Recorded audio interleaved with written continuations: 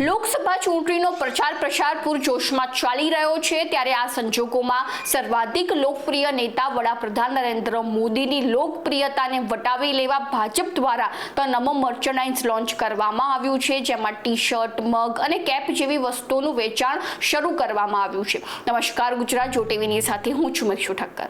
હાલમાં હોળી ધૂળેટીના રંગ સાથે લોકસભા ચૂંટણીનો રંગ પણ ગહેરો બન્યો છે ત્યારે ચૂંટણીલક્ષી પ્રચાર પ્રસાર અંગેના સાહિત્ય અને વસ્તુઓની મોટા પ્રમાણમાં માંગ ઊભી થતી હોય છે। તેને લઈને ભાજપ દ્વારા મોદી બ્રાન્ડને વટાવી લેવા માટે સત્તાવાર રીતે ધ નમો મર્ચેન્ડાઇઝ લોન્ચ કરવામાં આવ્યું છે અને આ ઝુંબેશ હેઠળ અનેક એવા ઉત્પાદનો જેમ કે મગ, ટી-શર્ટ અને કેપ ઉપર અબકી બાર 400 પાર અને ફિર એક બાર મોદી સરકાર અને તેમાં પણ સૌથી જૂનું અને લોકપ્રિય મોદી હૈ તો મુમકિન હૈ જેવા સૂત્રો લખવામાં આવ્યા છે।